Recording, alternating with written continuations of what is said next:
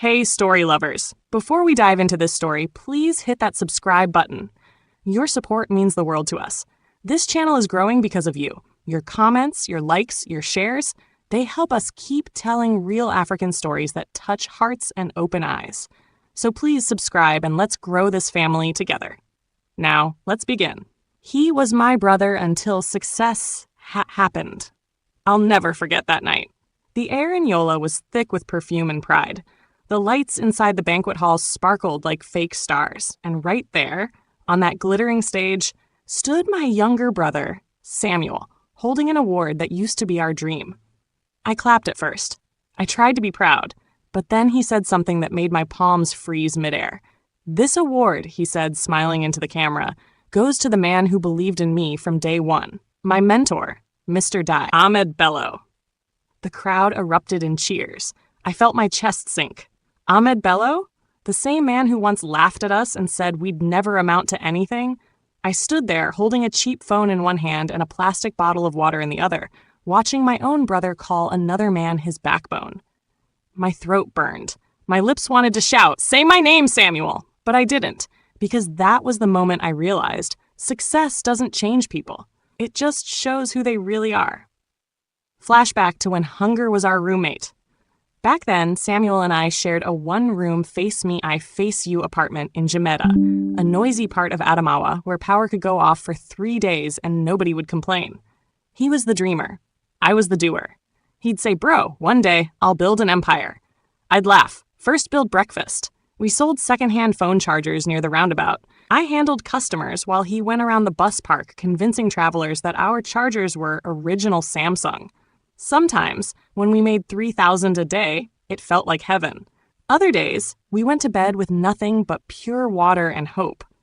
But one thing was sure, we believed in each other. One night, the rain refused to stop. The zinc roof leaked like it was crying for us. We both sat on the floor, balancing a bowl to catch water from the ceiling. Samuel said, "Kingsley, when I blow, I'll buy you your own house. You'll never see rain again unless it's from your swimming pool." I chuckled, wrapping a towel around my shoulder. "You mean we'll have a house?" He smiled then, a small, tired smile. "Of course, bro. We started together. We'll rise together." I believed him with my whole heart. Months later, Samuel got a job in Lagos, a tech startup owned by a family friend of one of my customers. I used my small savings to buy him a travel bag and new shoes from the market. The night before he left, we ate rice and egg, our version of a send-off feast. He looked at me and said, "Kingsley, I swear I won't forget you. You made me who I am." I grinned, pretending not to tear up. "Just don't go and start forming accent in Lagos-o." He laughed. Me? Never. But that was the last time I heard that laugh. At first he called, then he texted. Then the calls stopped. When I called back, his number would say, "The number you're trying to reach is not available." I'd see his Instagram posts sometimes. Shiny suits, business meetings, captioned, "From dust to destiny. God did." No tag. No mention. No Kingsley. I kept telling myself he'd come around. Maybe he was just busy. Maybe success came with network issues. But that night, watching him on TV call another man his backbone, I knew it wasn't the network that was lost. It was him. I left the hall before the applause died. The night breeze hit my face as I walked out. It smelled of perfume, rain, and betrayal. I didn't cry. Not yet. But deep down, I knew something had broken, and it wasn't just our brotherhood. Hey, story lovers, what do you think of Kingsley's pain? Have you ever helped someone rise, only for them to forget you? Tell me in the comments. And if you haven't subscribed yet, please do. Your support keeps this channel alive and helps us tell more African stories that hit home. That morning, I woke up to the sound of a bus horn outside my compound. It was still dark, around 4:30 a.m. The smell of wet sand and kerosene filled the air. Samuel was leaving for Lagos. He stood by the road, wearing the new shirt I bought him, light blue with tiny squares, and those shiny shoes that almost made him look rich already. I was holding his travel bag, feeling both proud and scared. "Kings," he said, grinning, "wish me luck." I smiled, even though my heart was heavy. "You don't need luck. You just need sense," he laughed. "You sound like Papa." "Someone has to," I said. "Remember, Lagos people no get time. Don't let them use your innocence to fry a kara." He laughed louder. You'll see, bro, I'll make it. Then I'll come back for you. The bus conductor shouted, "Last seat! Enter now!" Samuel hugged me quickly, the kind of hug that says I'll miss you, but I'm too excited to admit it. He climbed in, waved, and the bus moved off into the morning mist. I stood there watching until I couldn't see the taillights anymore. That was the beginning of everything. The rise, the silence, and the heartbreak that would follow. The first week after he left, I felt lonely. The house was too quiet. No one to argue with over Gary. No one to laugh with when Nipa took light. I'd sit outside at night, staring at the stars, wondering if he could see the same ones from Lagos. Then one evening, my phone rang. It was an unknown number. "Hello?" "Kingsley, it's me." His voice was bright, full of life. "Bro, Lagos is wild-o. Everywhere just fine. The roads, the buildings, even the girls." I cut him off, laughing. "Behave yourself. Don't go and fall for one city girl who eats shawarma for breakfast." He laughed so hard I could almost see his teeth through the phone. "You'll like it here. There's work everywhere." That night, I slept smiling. He called again 2 days later, then again the next week.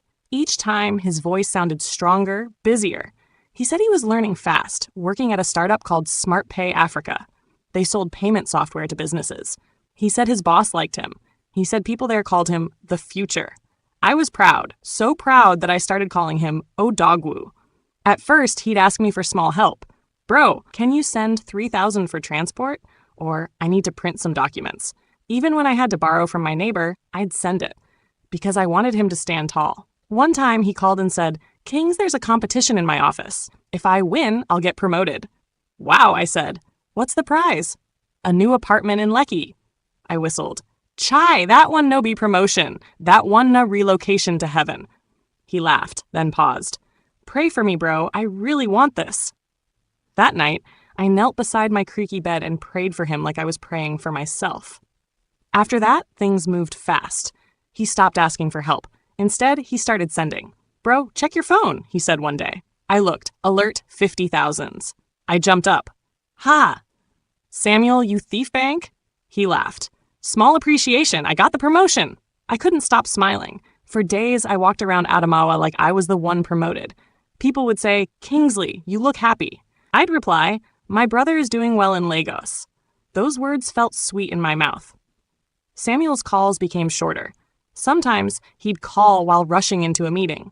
Other times he'd say, "Bro, I'll call you back," but never did. I didn't complain. Success comes with pressure. I told myself, give him time. But the time kept stretching. I started hearing about him from other people before I heard from him. My old friend Musa sent me a link one day.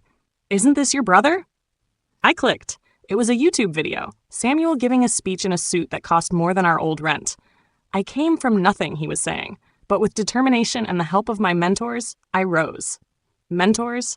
I waited for my name. It never came. My chest tightened. A year later, I got an invite from someone in Lagos. It was a courier delivery, a golden envelope that looked expensive. Smart Pay Africa invites you to the Tech Achievers Gala. And right there on the card was Samuel's face, smiling beside his company logo. I took it as a sign. Maybe he'd finally remember me. I borrowed money, boarded a night bus to Lagos. It was my first time traveling that far. The city smelled like smoke and perfume. Everything moved fast. Cars, people, even the air. When I reached the venue, a massive hotel in Victoria Island, my heart beat like a drum. I saw him on a banner by the door. Same smile, same dimples, but sharper suit, sharper eyes. I whispered to myself, "That's my brother." At the entrance, a security man stopped me. "Invitation, sir?" I handed him the card, proud. He scanned it, nodded, then looked me up and down. Dress code is formal. Slippers no allowed." I looked down. My only decent shoes had torn on the journey, so I wore bathroom slippers. "Please, Oga," I begged. "I came all the way from Adamawa." He sighed. "Wait." After a few minutes, he waved me in, reluctantly. I entered, heart racing. The hall looked like heaven. Chandeliers, waiters in white, cameras flashing. Then I saw him. Samuel, standing by a group of people in suits, laughing like a man who'd never known hunger. I waited till he saw me. His smile froze. "Kingsley?" He walked toward me slowly, still smiling, but his eyes said you shouldn't be here. "Bro," I said, hugging him. "You look like money itself." He laughed awkwardly, patting my back gently like I was a stranger.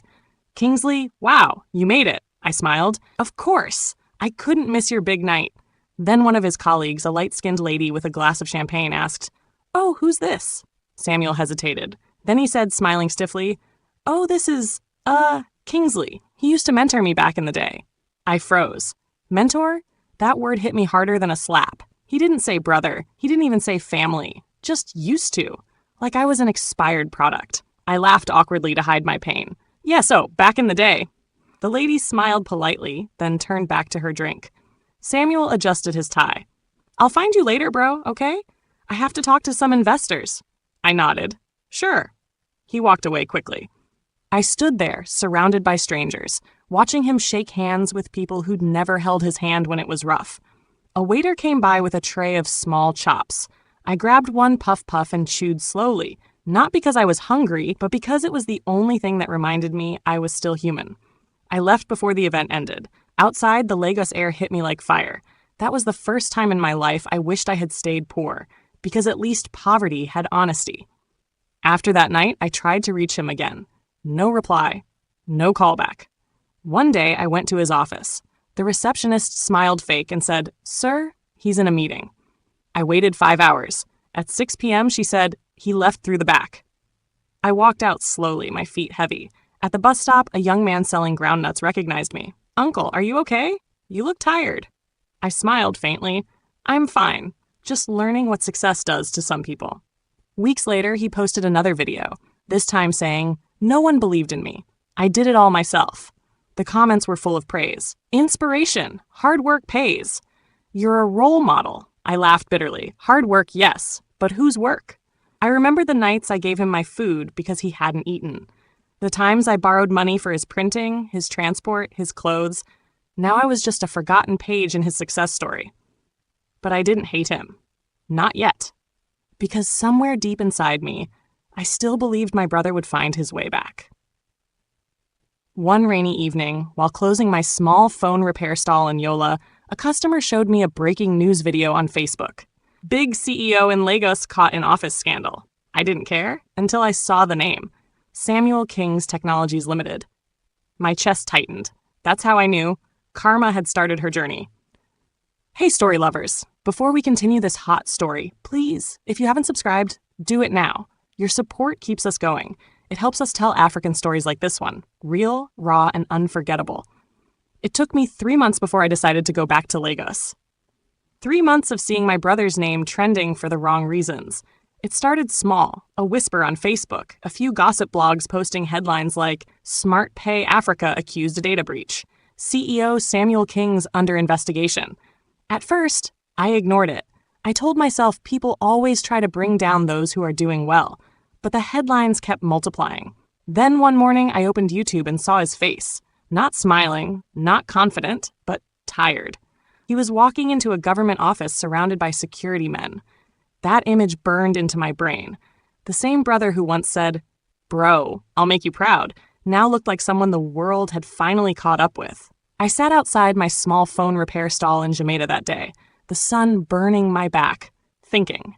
Part of me wanted to laugh. Karma, you did it fast this time. But another part of me, the part that still remembered how we used to share bread under leaking roofs, felt pain. I told myself, no matter what, he's still my brother. So I packed my small bag again, locked my shop, and boarded the night bus to Lagos. Lagos didn't look like the city of dreams anymore. The same bright lights now looked harsh. Every billboard reminded me of how money could make people gods today and ghosts tomorrow. When I got to Samuel's company building, the security men were restless. Journalists were outside, flashing cameras, shouting questions like, "Mr. Kings, is it true you scammed investors? Who leaked the company's passwords? Did you fire your accountant before or after the fraud was discovered?" I pushed through the crowd quietly and asked a young cleaner by the gate, "Please, where is Mr. Samuel?" The boy looked around and whispered, "He doesn't come here anymore, sir. He stays at his house now. Banana Island." Banana Island. The same place I used to joke about, where the rich go to forget the poor. I nodded slowly. "Thank you." Finding his address wasn't hard. The internet already leaked it.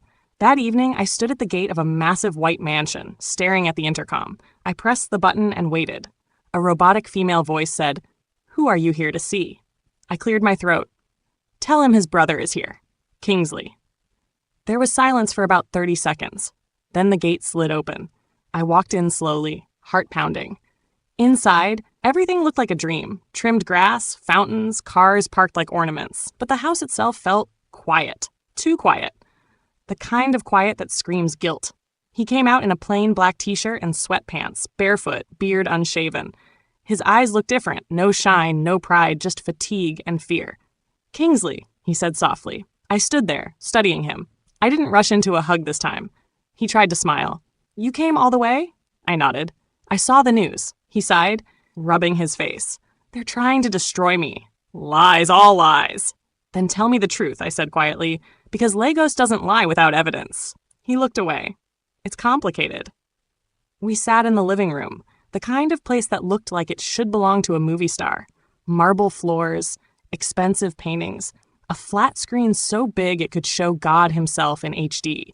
But the atmosphere was cold. Even the air conditioner sounded like it was sighing. He poured juice into 2 glasses. His hands shook slightly.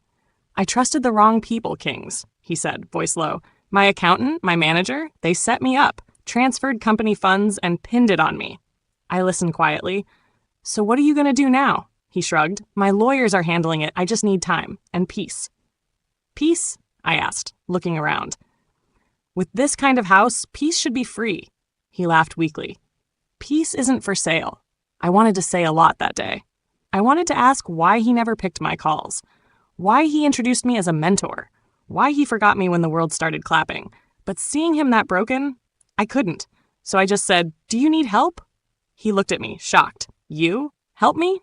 I nodded. I don't have much, but I have sense. Maybe I can help you figure out what went wrong. He stared for a long time, then chuckled bitterly. You're still the same Kingsley. Always thinking you can fix everything. I can't fix everything, I said quietly, but I can help you remember who you are. He didn't reply. He just looked at me like a stranger who had shown up with a mirror. I stayed in his guest room that night. In the morning, I overheard him on the phone, pacing. No, I said transfer it. I don't care how much it costs. Just make it disappear. I came out slowly. What's going on? He hung up, startled. Nothing important. Samuel, I said firmly, don't lie to me. He sighed, slumping onto the couch. The government froze my accounts. I'm trying to move what's left to another bank before they take everything. I frowned. Is that legal? He gave me a tired smile. Legal is for people who still have a reputation. That sentence chilled me to the bone. Days turned into a week. I saw his empire crumble bit by bit. Former business partners stopped visiting. His phone rang endlessly. Reporters, creditors, ex-friends. He stopped eating properly. Sometimes, he'd just sit by the window staring into space. One night, I found him drinking alone. Bro, I said, sitting beside him, you can't keep doing this. He laughed softly. Do you know what it feels like to be a god one day and a ghost the next? I shook my head. I only know what it feels like to be invisible while you played God. He looked at me then, really looked at me, for the first time in years. His eyes softened. I'm sorry, he whispered, for everything. I swallowed hard. Sorry doesn't erase betrayal, but at least it's a start. A few days later, his former staff came to the gate, 2 men and a woman. They were angry, shouting that he owed them salary for 6 months. Samuel hid inside. I went out to talk to them. Please, calm down. He's going through a lot. One of them shouted, he went through our pockets too. We worked day and night and he didn't pay us. I couldn't argue. I just begged. Give him time. Please. They left, muttering curses. When I came back in, Samuel was sitting on the stairs, hands over his face. He looked like a man drowning in shame. He said quietly, you didn't have to defend me. I replied, you're my brother. I'll defend you until I can't. He smiled weakly. That's the problem with you, Kings. You love too much. That night, news broke again, louder this time. A leaked recording of Samuel arguing with a business partner. In the clip, he shouted, I don't care what it takes, just cover the figures. Nobody needs to know. The video went viral within hours. People called him Fraud King. Sponsors pulled out. His company shares dropped to almost 0. When I showed him the video, he threw his phone at the wall and screamed, They set me up! I didn't know what to say. The house felt smaller suddenly, like the walls were closing in. He slumped to the floor, sobbing. I didn't steal anything, Kingsley. I swear. I sat beside him quietly. Even if you didn't, you trusted the wrong people. And now you're paying the price. He covered his face. I just wanted to make you proud. I looked at him, fighting tears. I was proud long before the world knew your name. You didn't need all this to prove anything. A week later, government officials came to seal the mansion. They gave him 48 hours to vacate the property pending investigation. As they left, Samuel stood on the balcony, watching them paste the notice. He turned to me, eyes empty. Kings, I'm finished. I shook my head.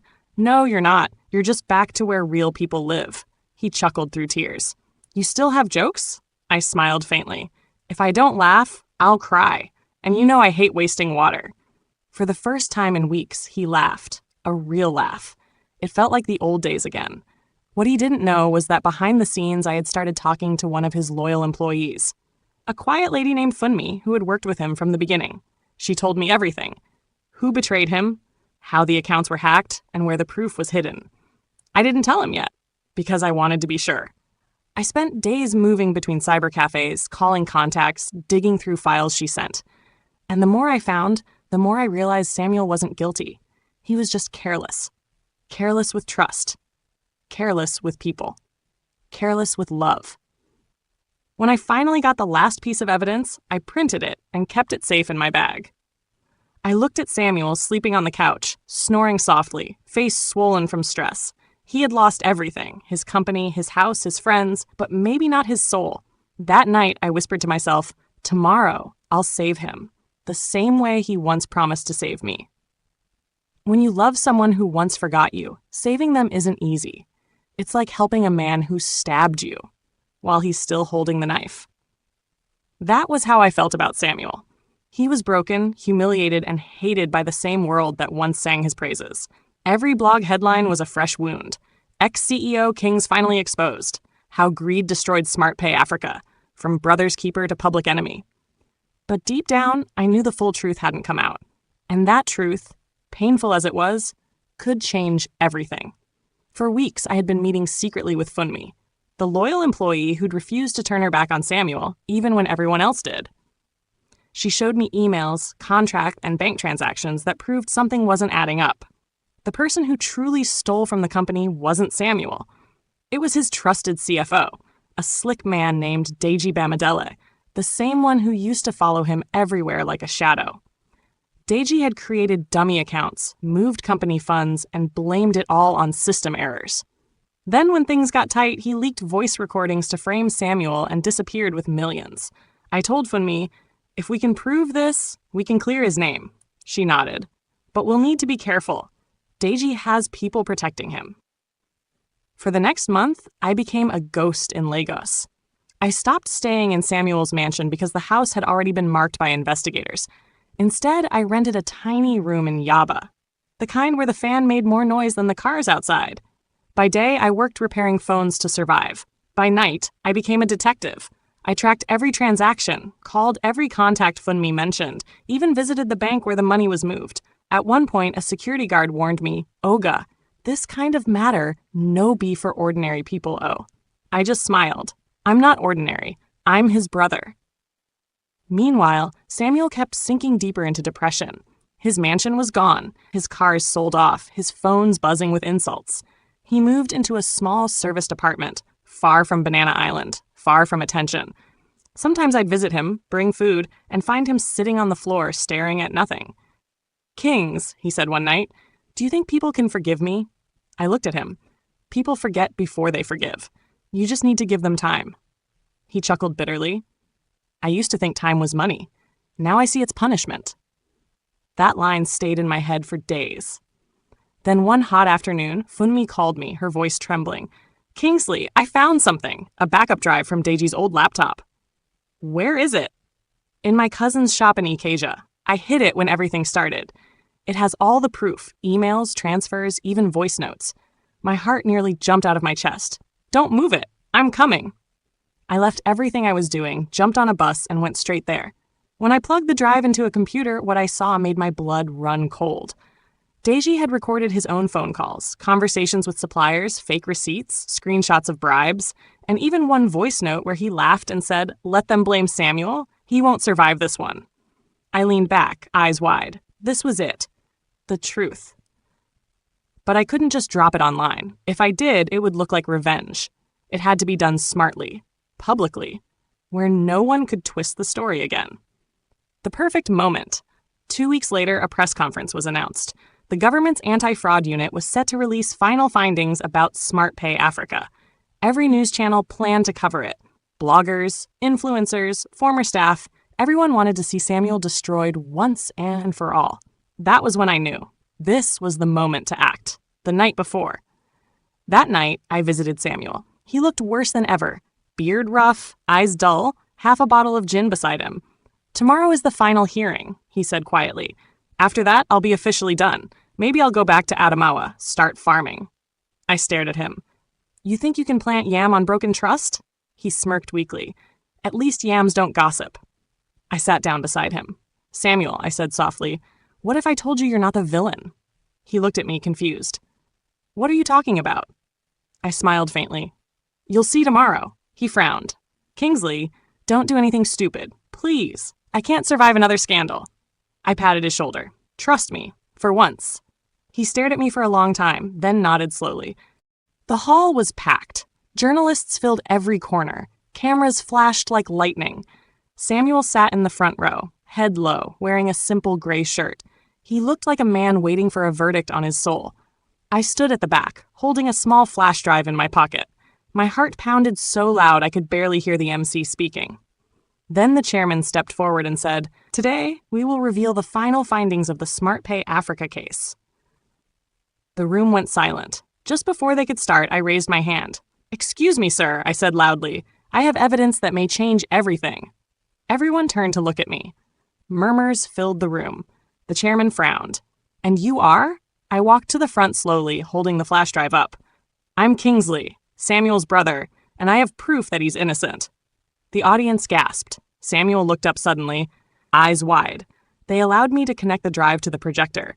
The screen lit up, first showing transaction records, then emails from Deji's address. Then came the voice recordings.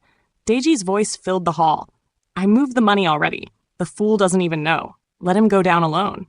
The audience exploded. Reporters jumped up, snapping photos, shouting questions. The chairman raised a hand. "Quiet." We played another clip, this time a WhatsApp chat where Deji wrote, "Boss thinks I'm loyal. He doesn't know loyalty doesn't pay bills." By the time it ended, the room was buzzing like a disturbed beehive. The chairman turned to Samuel slowly. "Mr. Kings, did you know about this?" Samuel shook his head, tears filling his eyes. "No, sir. I swear, I didn't." He pointed at me, voice trembling. He brought it all. My brother." Everyone turned to me again. I could barely speak. He may have forgotten me, but I didn't forget him. The hall went quiet. For a few seconds, you could hear nothing but camera shutters and Samuel's quiet sobs. After the session, reporters surrounded us outside. "Kingsley, how did you find this evidence? Why did you protect your brother even after he abandoned you?" I smiled sadly. "Because blood doesn't expire." Samuel stood beside me, speechless. He looked like someone who had just seen a ghost, except this ghost saved him. As we got into a cab, he kept staring out the window. Finally, he said quietly, "You saved my life." I looked at him. "You saved mine once too. You just didn't notice." He frowned. "When?" I smiled faintly. "Every time you told me we'd make it together, back when we had nothing, that hope kept me alive."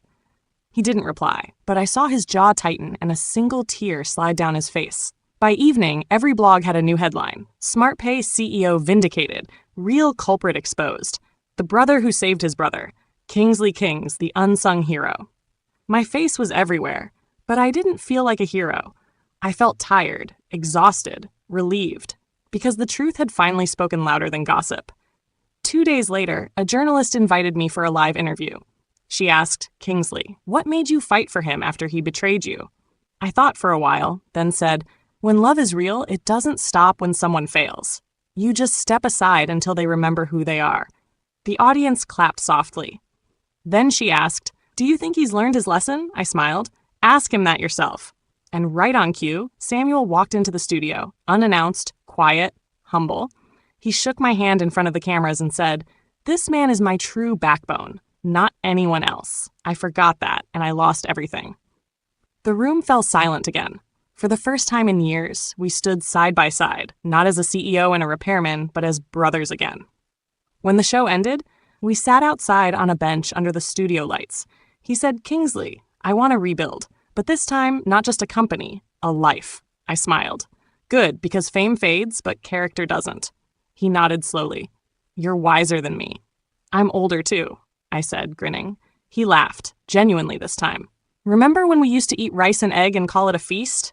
How can I forget? That egg had more stories than protein." We both burst out laughing.